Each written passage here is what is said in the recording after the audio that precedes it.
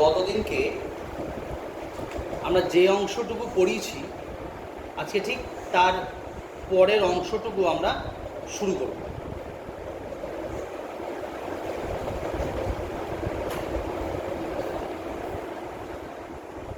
গতদিনকে আমরা কি শুরু করেছিলাম? গতদিনকে আমরা বিভিন্ন প্রকার কোষের কণা সংখ্যা, একক কোষের বিভিন্ন ঘর আমরা কণা সংখ্যা নির্ণয় করেছিলাম, যেখানে আমরা দেখেছিলাম যে সরল কোষের, সরল একক কোষের কণা সংখ্যা 1 হয়। পৃষ্ঠকেন্দ্রিক একক কোষের কণা সংখ্যা 1 + 3 = 4 হয় এবং দেহকেন্দ্রিক একক কোষের কণা সংখ্যা 1 + 1 = 2 হয়। এটা আমরা দেখেছিলাম। এবার আমরা যেটা শিখব সেটা হচ্ছে কোনো পদার্থের পরিমাণ বলে দিলে আমরা কিভাবে তার কণা সংখ্যা, তার একক কোষে কণা সংখ্যা কিভাবে নির্ণয় করব। ধরো তোমাদের দেওয়া হলো, এরকম একটা উদাহরণ দেওয়া হলো যে একটি পদার্থ যার পারমাণবিক ভর বা আণব ভর সমান সমান m গ্রাম মোল ইনভার্স,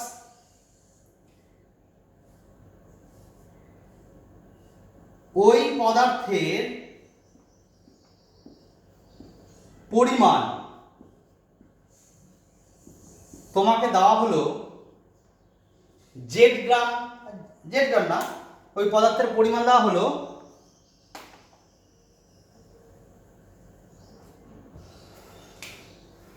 x গ্রাম। তাহলে আণব ভর বা পারমাণবিক ভর ধরে নিলাম m গ্রাম মোল ইনভার্স, আর ওই পদার্থের পরিমাণ ধরে নিলাম x গ্রাম। তোমাদের বের করতে দিল যে ওই x গ্রামে কণা সংখ্যা কত। তাহলে x গ্রামে কণা সংখ্যা বের করতে গেলে তোমরা মাধ্যমিকে পড়েছিলে, চিন্তা করে দেখো মোল নির্ণয়ের সূত্র কি ছিল? মোল সংখ্যা নির্ণয়ের সূত্র ছিল পদার্থের পরিমাণ বাই আণব ভর, তার মানে x/m, এবং প্রত্যেক মোল মানে 1 মোল পদার্থে কণা সংখ্যা হয় অ্যাভোগাড্রো সংখ্যার সমান। সুতরাং ওই x গ্রামে কণা সংখ্যা সমান সমান x/n ইন্টু অ্যাভোগাড্রো সংখ্যা। n আমরা জানি অ্যাভোগাড্রো সংখ্যা, যার মান হচ্ছে 6.022 × 10⁻23। তাহলে এটা বেরোলো তোমার কণা সংখ্যা, কার মধ্যে? x গ্রামের মধ্যে কণা সংখ্যা। কিন্তু তোমাকে যদি বলে যে আচ্ছা একক কোষের কণা সংখ্যা কত, অর্থাৎ ওই যে x গ্রাম পদার্থ, ওই পদার্থেই একক কোষের সংখ্যা কত। এবার একক কোষের সংখ্যা যদি তোমাকে বের করতে হয় যে ওর মধ্যে একক কোষের সংখ্যা কত, এটা কিন্তু টোটাল কণা সংখ্যা। আর তোমাকে যদি বের করতে হয় একক কোষের সংখ্যা, তাহলে একক কোষের সংখ্যা সমান সমান 1/z * xn/m। তার মানে যা ছিল সেটাই থাকলো, অর্থাৎ তার সঙ্গে 1/z এসে গেল। এই z মানে কি? z মানে হচ্ছে এই যে z এর মান। z মানে একক কোষের ক্ষেত্রে কণা সংখ্যা 1 যদি সেটা সরল কোষ হয়। যদি এটা পৃষ্ঠকেন্দ্রিক কোষ বলে দেওয়া থাকে তখন তার z এর মান হয়ে গেল 4, এটা কিন্তু ফিক্সড। আর যদি দেহকেন্দ্রিক বলে দেয় তাহলে z এর মান কিন্তু হচ্ছে 2। সুতরাং এই দুটো সূত্র তোমরা খুব গুরুত্ব সহকারে বলে অঙ্কের ক্ষেত্রে কাজে লাগবে। যে একটা নির্দিষ্ট পরিমাণ পদার্থ দিয়ে বলে দিল এর কণা সংখ্যা কত, আরেকবার বলে দিল ওই পরিমাণ পদার্থের একক কোষের সংখ্যা কত। তাহলে একক কোষের সংখ্যা বের করতে গেলে যা কণা সংখ্যা বেরোবে তাকে দিয়ে তোমার কোষ যেই ধরনের কোয়ালিটি সেই সংখ্যাটি দিয়ে তোমাকে ভাগ করতে হবে, আর অন্য কিছু নেই। এবার আমি একটা অঙ্ক দেখাই যে কিরকম টাইপের অঙ্ক থাকবে। এই অংশটা আশা করি বুঝতে পেরেছো, তোমরা আমাকে জানাবে। এরপরে একটা অঙ্ক তোমাকে দিই, তাহলে তুমি আরো বুঝতে পারবে ক্লিয়ার। আমি দু ধরনের অঙ্ক করি, এটা ছায়া প্রকাশনীর বইয়ে তোমরা বই অঙ্কগুলো পেয়ে যাবে। যদিও আমি আজকে এটা বোঝানোর পরে আমি কিছু গাণিতিক সমস্যা তোমাদের বাড়ির জন্য দেবো, সেটা সামনের দিনকে সেই সব অঙ্ক নিয়ে আমরা আলোচনা করব। ধরো তোমাকে একটা পদার্থের পরিমাণ ধরো বলে দিল যে 9.2 গ্রাম সোডিয়ামে একক কোষের সংখ্যা নির্ণয় করো। তোমাকে বলে দিল যে 9.2 গ্রাম সোডিয়ামে একক কোষের সংখ্যা নির্ণয় করো। দেখো, একক কোষের সংখ্যা নির্ণয় করো। এখন সোডিয়ামের পারমাণবিক ভর 23, এটা তোমরা, বা আণবিক ভর 23 এটা তোমরা জানো। তোমাদের বলেছে 9.2 গ্রাম সোডিয়ামে একক কোষের সংখ্যা নির্ণয় করতে বলেছে। তাহলে প্রথম কাজ আমরা লিখব যে মোট কণা সংখ্যা। মোট কণা সংখ্যা কি করে বের করব? 9.2 বাই আণবিক গুরুত্ব 23 ইনটু অ্যাভোগাড্রো সংখ্যা 6.022 10 টু দি পাওয়ার 23। এটা আমরা একটু আগে আমরা এই সূত্রের অঙ্ক করে আসলাম। এবং যেহেতু কোশ্চেনটাই একদম কোশ্চেনের উপরে তুমি দেখবে যে লেখা রয়েছে যে এই যে একক কোষ এটা হচ্ছে দেহকেন্দ্রিক, এটা বলেই দিয়েছে এটা কি ধরনের একক কোষ, দেহকেন্দ্রিক। যখনই দেহকেন্দ্রিক বলে দেওয়া থাকলো তার মানে তোমার মাথার মধ্যে এসে গেল জেড এর মান এখানটায় 2, তার মানে তোমাকে যদি একক কোষের সংখ্যা বের করতে বলেছে তাহলে একক কোষ মানে একক কোষের সংখ্যা সমান সমান 1 বাই মানে এই 9.2 by 23 into 6.022 into 10 to the power 23 into 1/2। যদি এখানে দেহকেন্দ্রিক না বলে এই কোশ্চেনটায় লেখা থাকতো পৃষ্ঠকেন্দ্রিক, তখন জেড এর মান 2 এর জায়গায় আমরা 4 বসাতাম। এই হলো একক কোষের সংখ্যা। ভীষণ ইম্পর্টেন্ট টাইপের অঙ্ক উচ্চ মাধ্যমিক পরীক্ষার জন্য, ভীষণ ইম্পর্টেন্ট। আরেকটা টাইপের অঙ্ক করায়, এটা একটু ভালো করে বুঝবে, তারপরে আমরা আজকে একটা অন্য জিনিসে আমরা চলে যাব। সেটা হচ্ছে তোমাদের বইয়েরই কোশ্চেন, আমি একটা অঙ্কটা পড়ছি। দেখো যে ধাতব কপারের কেলাস বলে দিয়েছে, বলেছে 6.3 গ্রাম কপারের একক কোষের সংখ্যা। তোমাকে বলে দিয়েছে যে 6.3 গ্রাম কপারে একক কোষের সংখ্যা, একক কোষের সংখ্যা তোমাকে বলে দিয়েছে, একক কোষের সংখ্যা তোমাকে বলেছে 1.5 into 10 to the power 22, 1.5 into 10 to the power 22, 10 to the power 22 বলে তোমার কাছে অ্যান্সার চেয়েছে এটা এই কপারের কেলাস কোন ধরনের একক কোষ দ্বারা গঠিত। এখন কোন ধরনের একক কোষ, তোমাদের আগের দিনকে বলেছিলাম তোমাদের সিলেবাসে সবই ঘনকাকার একক কোষ, কিন্তু তার মধ্যে ভাগ হচ্ছে তিনটে। একটি হচ্ছে সরল কোষ, একটি হচ্ছে পৃষ্ঠকেন্দ্রিক কোষ, একটি হচ্ছে দেহকেন্দ্রিক কোষ। সুতরাং তোমাকে যেহেতু এখানে বলেছে এটা কোন ধরনের একক কোষ, তার মানে তোমার জেড এর মান নির্ণয় করতে হবে। যদি জেড এর মান তোমার 1 উত্তর আসে তাহলে তুমি বুঝতে পারবে এটা সরল কোষ, যদি 2 আসে তাহলে বুঝতে পারবে এটা দেহকেন্দ্রিক, আর যদি এটা 4 আসে তখন সেটা বুঝতে পারবে এটা পৃষ্ঠকেন্দ্রিক। কিন্তু জেড এর মানটা আমরা বের করবো কি করে সেটা একটু ভাববো আমরা। কারণ আমাকে বলেছে একক কোষের কণা সংখ্যা নির্ণয় করতে, মোট কতগুলো। আচ্ছা ভালো কথা, এখানে একক কোষের সংখ্যা তো তোমাকে বলে দিয়েছে, এবার তুমি ভালো করে ভাবো এটা। এখন আমি যদি বলি 6.3 গ্রাম কপারে কণা সংখ্যা কত, টোটাল কণা সংখ্যা কত, তুমি বলবে 6.3 বাই 63। এখন 63 কোথা থেকে আসলো? 63 না, অ্যাকচুয়ালি 63.5, 63.5, কারণ কপারের পারমাণবিক ভর 63.5 গ্রাম মৌলিক ভর, সেটা তোমাদের মুখস্থ রাখতে হবে বা পরীক্ষায় দিয়েও দিতে পারে। তাহলে তাই যে আমি ভাগ করলাম 6.3 গ্রাম উপরে 6.3, নিচে আণবিক ভর বাই পারমাণবিক ভর 63.5 ইনটু অ্যাভোগাড্রো সংখ্যা 6.022 ইনটু 10 টু দি পাওয়ার 23। এটা হচ্ছে 6.3 গ্রাম কপার কণা, এই কপারে কণা সংখ্যার পরিমাণ এত। লক্ষ্য করে দেখো একক কোষের সংখ্যা বলে দিয়েছে এত। তার মানে সেই 1/z দিয়ে ভাগটা করে এটার মান, তার মানে ব্যাপারটা কি দাঁড়ালো? আমরা জানি একক কোষের সংখ্যাও যা হয় ওই, কারণ পদার্থের পরিমাণ তো 6.3 গ্রাম, তাহলে 6.3 গ্রামে কণার সংখ্যাও যাই হবে 6.3 হবে, 6.3 গ্রামে একক কোষের সংখ্যাও সেই হিসাবটা একই দাঁড়াবে। তার মানে ব্যাপারটা কি দাঁড়ালো? ব্যাপারটা দাঁড়ালো হচ্ছে 1.5 × 10⁻22 equals to 6.3 by 63.5 into 6.022 into 10⁻23, অর্থাৎ এটা বলে দিয়েছে আর এটা বের করেছি দুটোই পরস্পর সমান। তার মানে এতগুলো একক কোষে, তার মানে অ্যাকচুয়ালি যদি ভালো করে ভাষায় লিখি তাহলে হয় এতগুলি একক কোষে কণা সংখ্যা এতগুলো। তাহলে একটি একক কোষে কণা সংখ্যা কত হবে?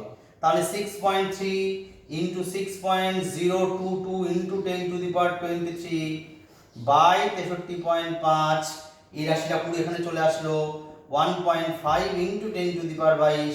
এটা তুমি যদি কাটাকুটি করো এটার উত্তর প্রায় আসন্ন মান আসবে, কাছাকাছি যাবে কারের সমান? 4-এর সমান। যেহেতু 4-এর সমান যাবে সুতরাং একক কোষে দেখো একটি একক কোষ, তাহলে একটি একক কোষে কণা সংখ্যা যদি 4 হয়, আমি একটু আগে তোমাদের শেখালাম যে একটি একক কোষে কণা সংখ্যা যদি 4 হয় তখন সে হয় পৃষ্ঠকেন্দ্রিক, যদি 2 হতো তাহলে বলতাম দেহকেন্দ্রিক, আর যদি 1 হয় তাহলে সেটা বলতাম সরল কোষ। তার মানে কোশ্চেনটা ছিল এটা কি ধরনের একক কোষ, তাহলে আমরা বলবো এটা হচ্ছে পৃষ্ঠকেন্দ্রিক একক কোষ। এইভাবে তোমাদের উত্তরটা বের করতে হবে। এরকম টাইপের আরো কিছু অঙ্ক আমি করতে দেবো, সেগুলো তোমরা বাড়িতে করে আনবে, সেটা তোমরা আমার সামনে দিন দেখাবে। এবার যেটা ভীষণ গুরুত্বপূর্ণ একটা টপিক, সেটা হচ্ছে প্যাকিং ফ্র্যাকশন বা প্যাকিং ফ্র্যাকশন নয়, প্যাকিং এফিসিয়েন্সি অথবা প্যাকিং দক্ষতা। এখন প্যাকিং দক্ষতা কি খুব ভালো করে বোঝো, সম্পর্ক দুর্ধর্ষ ইম্পর্টেন্ট পরীক্ষার জন্য। প্যাকিং দক্ষতা, প্যাকিং দক্ষতা মানে হচ্ছে একটা সংজ্ঞাটা তোমরা দেখবে বইয়ে রয়েছে, সম্পর্কটা হচ্ছে এরকম, প্যাকিং দক্ষতা সমান সমান একক কোষের আয়তন আর কণা দ্বারা অধিকৃত আয়তন, কণা দ্বারা অধিকৃত আয়তন। তার মানে অ্যাকচুয়ালি আমরা যখন ছবি আগের দিন দেখেছিলাম, একটু চিন্তা করে দেখো তো, তখন আমরা এই হলো টোটাল একক কোষ আমরা বলেছিলাম, তার সাপেক্ষে এই রকম জায়গায় কণাগুলো থাকে, দেহকেন্দ্রিক হলে আবার মাঝখানে একটা থাকবে, পৃষ্ঠকেন্দ্রিক হলে প্রত্যেকটা তলে একটা করে থাকবে, তাই না? তার মানে টোটাল কেলাসের আয়তনের তুলনায়, মানে একক কোষের আয়তনের তুলনায় এই কণা দ্বারা অধিকৃত আয়তনের পরিমাণ কম। তার মানে এই কণা দ্বারা অধিকৃত আয়তন আর একক কোষের টোটাল যে আয়তন, এদের যে রেশিও, এদের যা মান করে ভাগ করে যে মানটা তোমার বেরোবে সেটাই হলো তার প্যাকিং দক্ষতা। এখানে একটা কথা মনে রাখতে হবে, সরল কোষ, পৃষ্ঠকেন্দ্রিক, দেহকেন্দ্রিক প্রত্যেকের প্যাকিং দক্ষতার মান নির্দিষ্ট। কি করে প্যাকিং দক্ষতা, আমাদের তিনটেই সিলেবাসে আছে, আমাদের তিনটে ভালো করে নির্ণয় করতে হবে। প্যাকিং দক্ষতা আমরা কিভাবে নির্ণয় করব একটু ভাবি। প্যাকিং দক্ষতা আমরা কি করে, আমরা একটা একটা করে করি। প্রথমে করি সরল ঘনকাকার একক কোষ।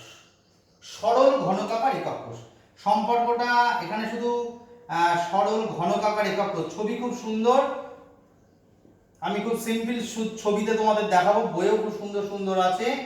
সরল ঘনকাকার একক কোষের প্যাকিং দক্ষতা কি করে নির্ণয় করব সেটাই বিচার্য বিষয়। দেখো, সরল ঘনকাকার একক কোষের ছবিটা যদি আমরা কল্পনা করি তাহলে আমরা বলেছিলাম তোমরা যে ঘরটাতে বসে রয়েছো সে ঘরটা যদি ঘনকাকার একক কোষ হয় তাহলে প্রত্যেক এই ঘরের 8 কোণায় 8টা বল দিয়ে দাও, 8টা গোল বল কল্পনা করো। অর্থাৎ ছাদের মাথায় একদম যেভাবে আমরা কৌণিক বিন্দু পড়েছিলাম, মোট 8টা কৌণিক বিন্দু আছে, সে 8টা কৌণিক বিন্দুতে যদি 8টা বল থাকে তাহলে সেটাই হচ্ছে, আর কোনো জায়গায় কিচ্ছু নেই, শুধু 8 কোণায় 8টা কোথাও ছিল, তখন সেটা হচ্ছে সরল ঘনকাকার একক কোষ। তাহলে তার প্যাকিং দক্ষতা নির্ণয় করতে গেলে আমি একটা সূত্রগুলো ধরে নিই, আমি একটা একটা করে তল কল্পনা করে দেখি, ভালো করে বুঝবে এটা। তাহলে তুমি যদি একটু ভাবো ভালো করে, আমি যদি আমি পুরো ঘনকাকারটা আমি আঁকলাম, একে তুমি যদি ভাবো যে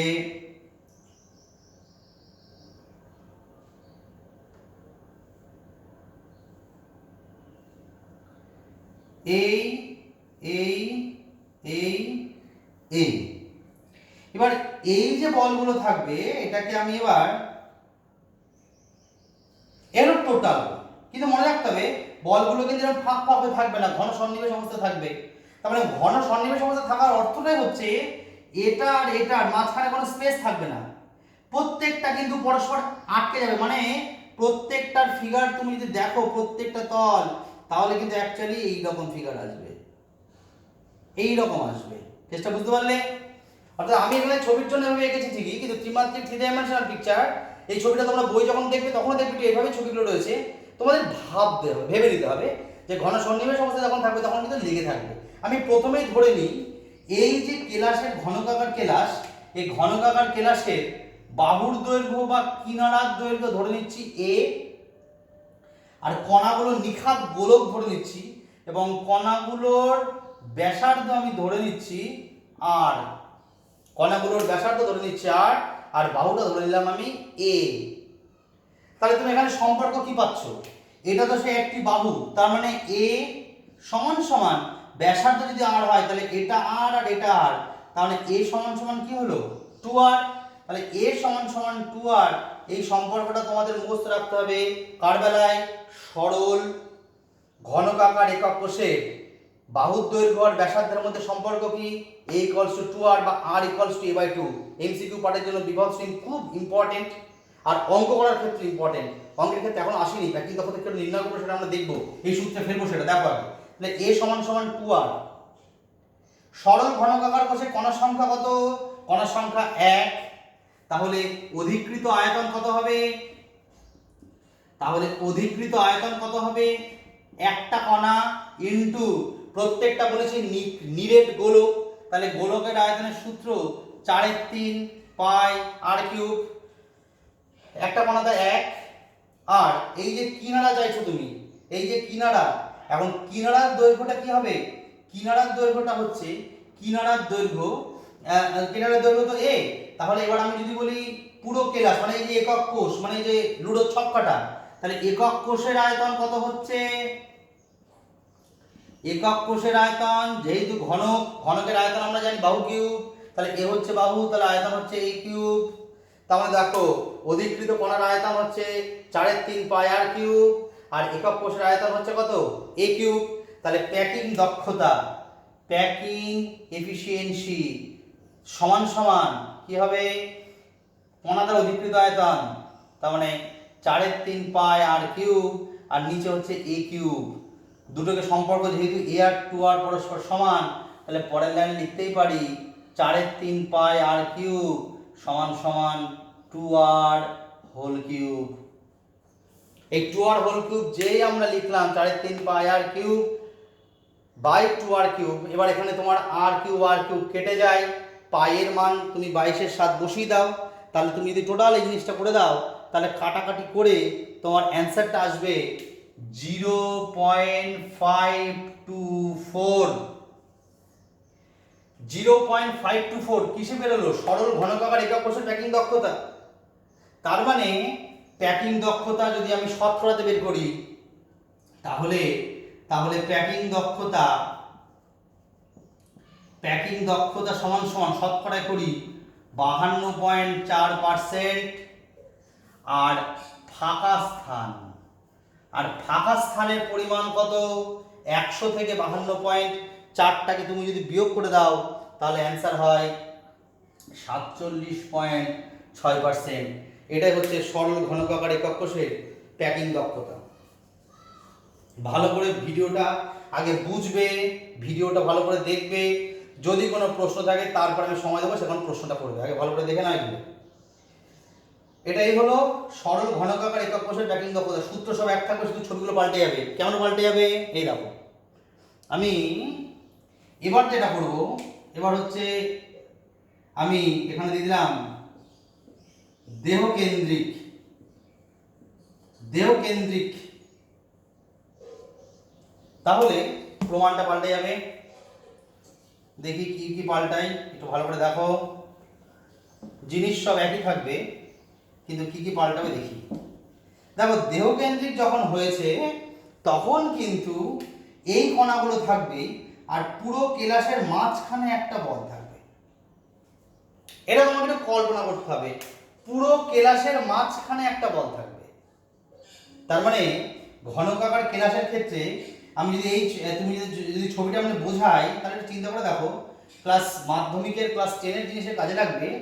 ঘনকের এক্ষেত্রে তো সেই বাহুর দৈর্ঘ্য a আর ব্যাসার্ধ r, এটা কিন্তু ফিক্সড। সম্পর্কটা কিন্তু আলাদা, আগেরটা ছিল a সমান 2r, মুখস্থ রাখতে হবে। এবারে সম্পর্কটা অন্য হয়ে যাবে, কেন দেখো, কারণ ঘনকের বাহুর দৈর্ঘ্য a আর এটা হচ্ছে তোমার ঘরের ঠিক মাঝখানে বল, তার মানে এর সাথে ঘরের কোণা আর এটা, আমরা ঘনকের চ্যাপ্টারের অঙ্ক করেছিলাম, একটা কোশ্চেন ছিল ঘনকের চ্যাপ্টারে, মনে করে দেখো যে ঘনকাকার আয়তনের একটি ঘরে সব থেকে বড় কোণ আকারে লাঠি রাখা যাবে। তার মানে সব থেকে বড় লাঠি মানেই ওই ঘরের কর্ণ, ঘরের কর্ণ, মোটো তলের কর্ণ নয় কিন্তু ঘরের কর্ণ, যার একটি মাথা যাবে ছাদের ওই মাথায়, একটা যাবে মেঝের একদম নিচে, মাঝখানে ওই ঘরের মাঝখানে যে বল আছে সে বলটাকে ফুটো করে বেরিয়ে যাবে।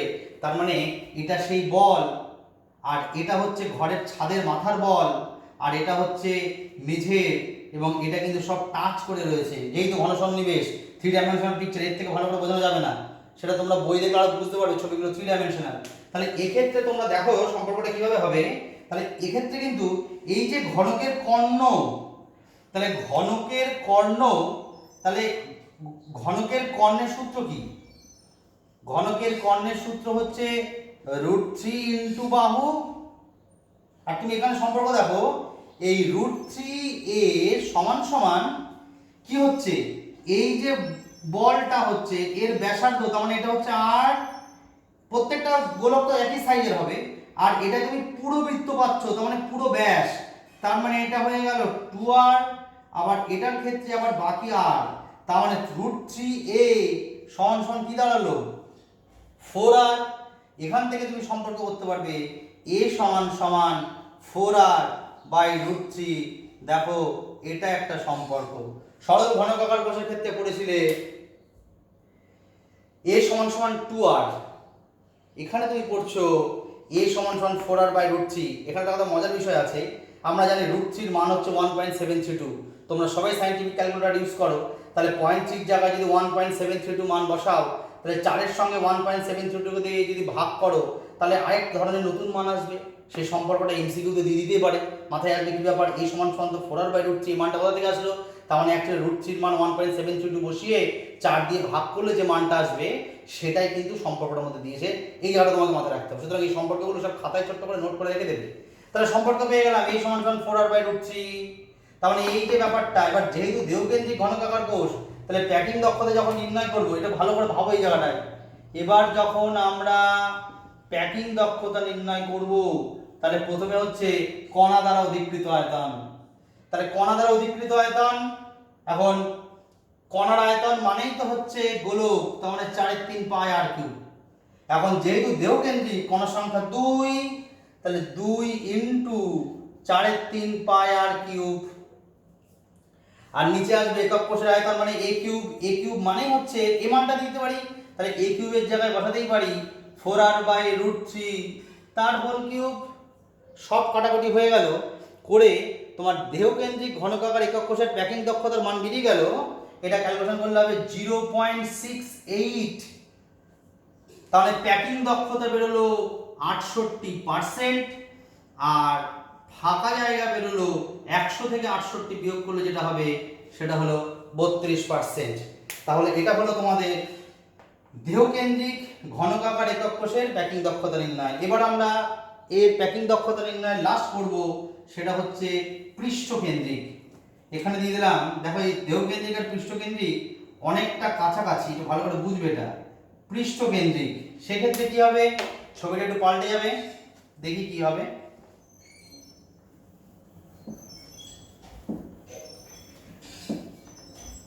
যখন পৃষ্ঠকেন্দ্রিক হবে তখন ছবিটা হচ্ছে প্রথম ক্ষেত্রে যা করেছিলাম সেটাই,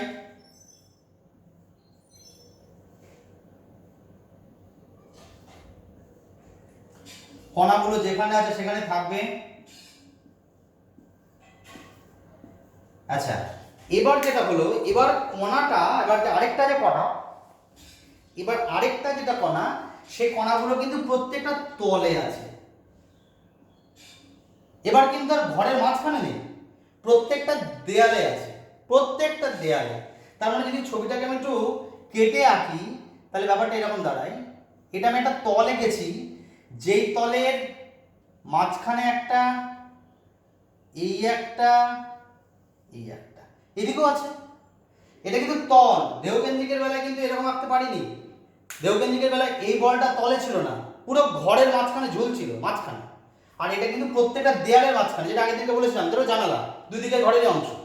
তাহলে এই ক্ষেত্রে তুমি দেখো এটা আর, এটা 2R, এটা R, তার মানে এটাও 4R, কিন্তু এটা তো তলের কর্ণ। আর ঘনকের প্রত্যেকটা তল তো বর্গক্ষেত্র। তাহলে একটি তলের কর্ণ কত? একটি তলের কর্ণ, একটি তলের কর্ণ, বইয়ে অনেক ছবি এঁকে এবিসি ত্রিভুজ ত্রিভুজ করে দিয়েছে, তোমরা ওই বইয়ের মতনও করতে পারো, অথবা ছবিটা এঁকে আমি যেভাবে বলছি সেভাবে করলেও সেম ঘটনা একই। সুতরাং এটা অনেকটা শর্টে হলো, ওটা আবার একটু অনেক ভেঙেছে। কিন্তু যেহেতু আমরা ক্লাস 10 পাস করে এসেছি, সুতরাং ঘনকের কর্ণের সূত্র আর বর্গক্ষেত্রের কর্ণের সূত্রগুলো আমরা জানি, সেজন্য আমরা এটা ইউজ করলাম। তাহলে একটি তলের কর্ণের সূত্রই তো ছিল তোমার √2a। তার মানে এটাই হচ্ছে √2a সমান সমান 4R। ওখানে ছিল আগেরটাই দেহকেন্দ্রিকের বেলায় ছিল √3a সমান সমান 4R, কারণ ওটা ছিল ঘনকের কর্ণ, এটা তলের কর্ণ। তার মানে এখান থেকে সম্পর্ক আসলো a সমান সমান 4R/√2। লক্ষ্য করে দেখো a সমান সমান 4R/√2, তার মানেটা কি দাঁড়ালো? a সমান সমান 4R/√2 মানে হচ্ছে আবার ওই √2 মানে কত? 1.414।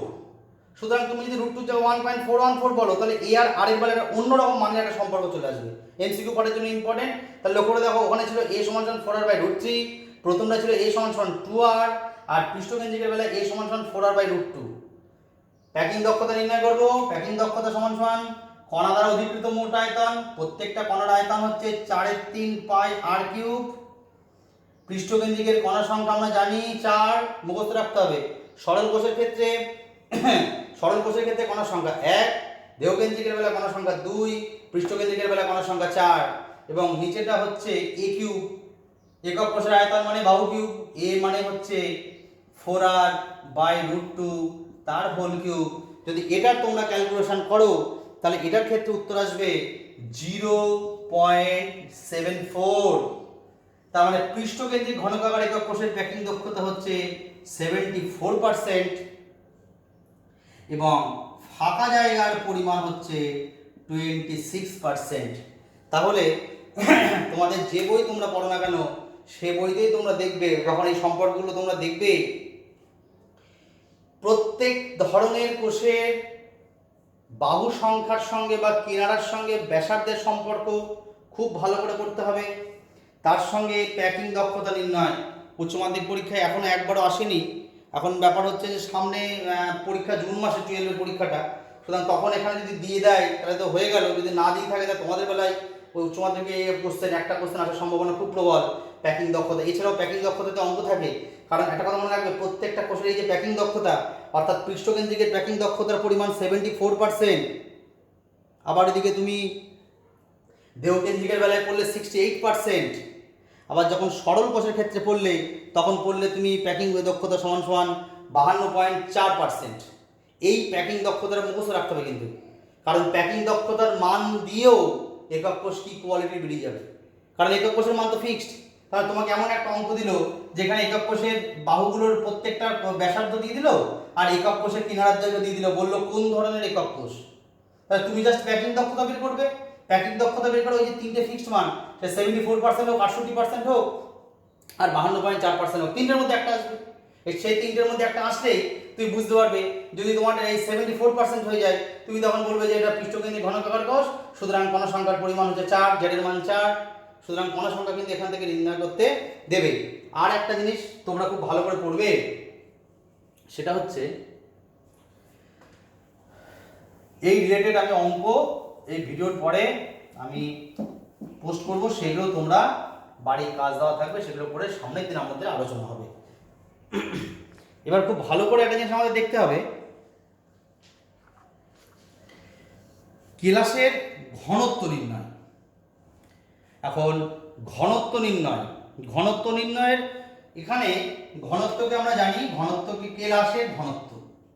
কার ঘনত্ব? কেলাসের। কেলাসের ঘনত্ব কি করে নির্ণয় করতে, এটা পরীক্ষা থাকে না, কিন্তু ঘনত্বকে রো অক্ষর দ্বারা প্রকাশ করা হয়।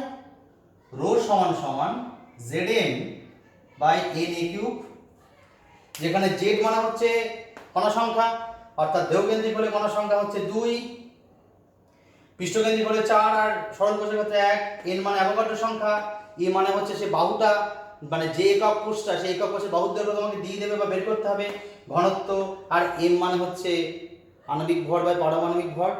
এবার তো আমরা তো একটা জিনিস জানি যে ঘনত্ব মানে হচ্ছে ভর বাই আয়তন। ঘনত্ব মানে কি করে আসলো সেটা যদি আমরা দেখতে চাই, তাহলে ঘনত্ব সমান সমানই হচ্ছে ভর বাই আয়তন। এখানে একক কোষের কথা সবই, তাহলে একক কোষের আয়তন, বাহুর দৈর্ঘ্য তো একক কোষের, ওই যে একক কোষে গেছিলাম করে গেছিলাম, প্রতিটা বাহুর দৈর্ঘ্যকে আমরা কত ধরেছিলাম? এ ধরেছিলাম। তাহলে আয়তন সমান সমান হচ্ছে এ কিউব। তাহলে ওই একক কোষের ভর কত? একক কোষের ভর।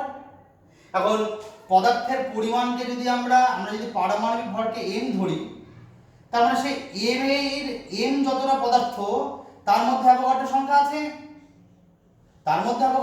আছে, তার মানে আমি যদি বলি যে একটি একক কোষের ভর কত, তাই তো তোমার কাছে যে ক্লাসের ঘনত্ব মানে একটির ক্ষেত্রে একটি একক কোষের ভর কত হবে? m বাই n, মানে কি? মানে n সংখ্যক পদার্থের ভর হচ্ছে m, তাহলে একটির ক্ষেত্রে কত হবে? m by n। আর z মানেটাই হচ্ছে সেটা কি ধরনের ক্লাস, এটাও তো হচ্ছে একক কোষের, এখানটা এসে গেল ভর। কিন্তু তোমার যদি সরল কোষ হয় তাহলে এর সঙ্গে 1 গুণ হবে, যদি পৃষ্ঠকেন্দ্রিক হয় 4 গুণ হবে, কারণ কণা সংখ্যার পরিমাণ তো পৃষ্ঠকেন্দ্রিকের বেলায় 4, দেহকেন্দ্রিকের বেলায় 2, সুতরাং এই জায়গাটা আমরা কণা সংখ্যাটাকে জেড অক্ষর দ্বারা প্রকাশ করছি। তার মানে অ্যাকচুয়ালি হয়ে যাবে কত? a কিউব বাই কত? Zm by n। এটাকে যদি আমরা একটু সিম্পলিফাই করি তাহলে সূত্রটা দাঁড়ায় Zm বাই na কিউব। তার মানে কেলাসের অঙ্কের ক্ষেত্রে পদার্থের ঘনত্ব রো সমান সমান Zm বাই Na কিউব, যেখানে Z মানে হচ্ছে কণা সংখ্যা, M মানে হচ্ছে পদার্থের পারমাণবিক ভর বা আণবিক ভর, আর N মানে হচ্ছে অ্যাভোগাড্রো সংখ্যা, আর A মানে হচ্ছে সেই একক কোষের কিনারার দৈর্ঘ্য। এই কেলাসের ঘনত্ব নির্ণয় পর্যন্তই আমরা দেখব আজকে, এবং এর রিলেটেড কিছু অঙ্ক, যা অঙ্কগুলো একদম সহজ এবং পুরো এই সূত্র।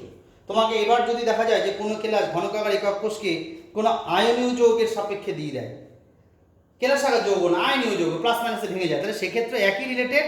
সেক্ষেত্রে শুধু মাথায় রাখতে হবে যে যা আমরা সূত্র বললাম, এখানে যে সূত্র বলছি সেই সূত্রে সব কিছুই থাকবে, কোনো রকম পরিবর্তন নেই। শুধু এখানে শুধু একটা জিনিস মাথায় রাখতে হবে যে মানে জেড বলে যে রাশিটা, সেটা হচ্ছে আয়নীয় যৌগের একক কোষের সংকেত একক, তার সংখ্যা, সংকেত এককের সংখ্যা, আর এম রাশিটা হলো সংকেত ভর।